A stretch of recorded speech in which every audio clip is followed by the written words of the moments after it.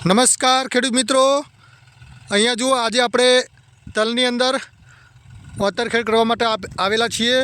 તો અહીંયા આપણા જુઓ તલ, આ તલનું વાવેતર 9/7/2024ના રોજ કરવામાં આવેલું હતું અને આજે આપણે તલના વિશે કેવું વાતરખેડ થાય છે એ તમને બતાવીએ। આપણું ટ્રેક્ટર ત્યાં જોન ડિયર ફરે છે। તો જુઓ 9 તારીખે વાવેતર કરેલું હતું, આજે તારીખ થઈ છે 28/7 એટલે કે 19 દિવસના તલ થઈ ગયા છે અને 19 દિવસમાં આવો વિકાસ થયો છે તલનો, જોઈ શકો છો તમે। અને આ તલનું વાવેતર 4 દોતે કરેલું છે। 4 દોતે એટલે કે 22ની જારીએ કરેલું છે।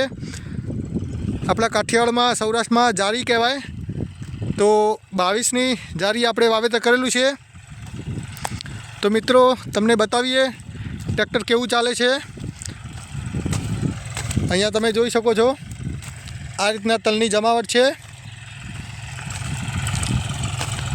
તો આપણું ટ્રેક્ટર ચાલે છે જોન ડિયર ત્રીજા લોની અંદર। ત્રીજા લોમાં રજનીભાઈ ચલાવી રહ્યા છે।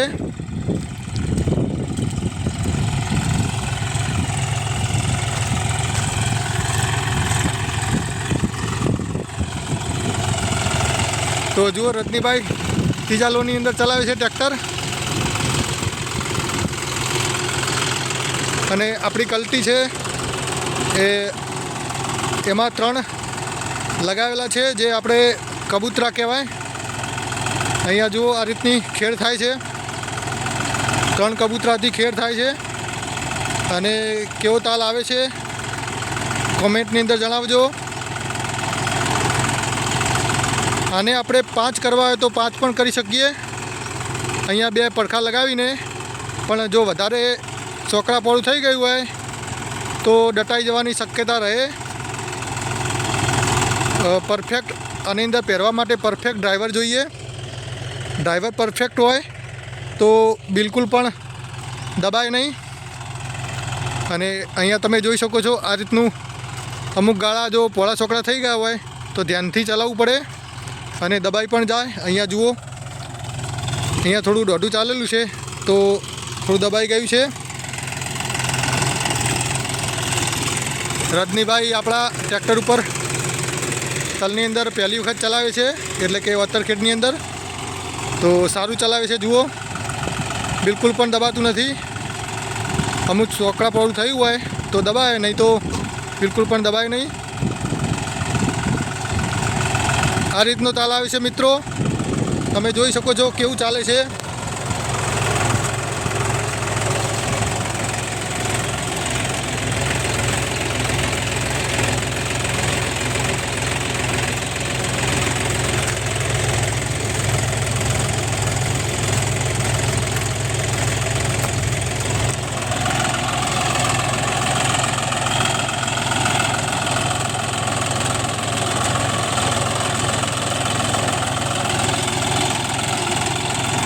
તલની વાત કરીએ તો તલનું બિયારણ છે અવની 19 નંબરના તલ વાવેલા છે આપણે।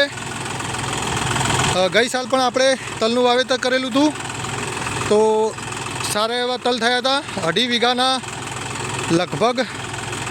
લગભગ નહીં, એક્ઝેક્ટ 75,000ના તલ થયા હતા 2.5 વીઘાના, અને બિલકુલ પણ પાણી આપ્યું નહોતું, વરસાદના પાણીએ થયા હતા। આ વર્ષે પણ વરસાદ તો હાલ તલ માટે તો સારો જ છે। સારો એટલે કે ઓછો, તલ માટે ઓછો વરસાદ હોય એવું માફક આવે, પણ અત્યાર સુધી તો સારો વરસાદ થયો છે તલ માટે। 15-20 દિવસે થોડો એકાદું ઝાપટું આવી જાય એટલે તલને બહુ થઈ ગયું। આ રીતના આપણા રોપડા નીકળ્યા છે, તમને બધા બતાવીએ કેવા નીકળ્યા છે રોપડા, કોમેન્ટની અંદર જણાવજો મિત્રો। જુઓ બિલકુલ પણ તલ દટાતા નથી, આ રીતના તલ ઉઘાડા રહે છે બિલકુલ।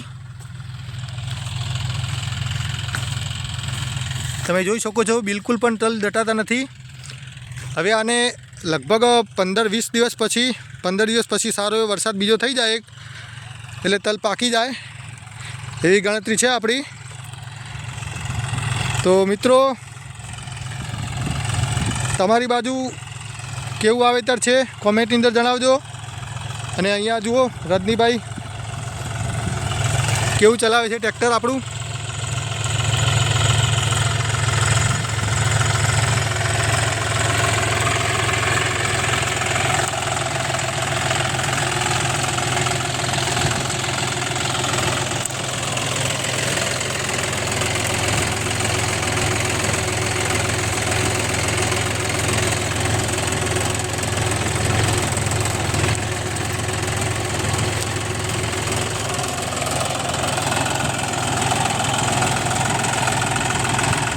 મિત્રો અહીંયા આ ખેતર આપણું પતી જાય એટલે અહીંયાથી આપણે બીજા ખેતરની અંદર અડદની અંદર જવાનું છે. ત્યાં આપણું અડદનું ખેતર આવેલું છે, એની અંદર વતરખેડ કરવાની છે.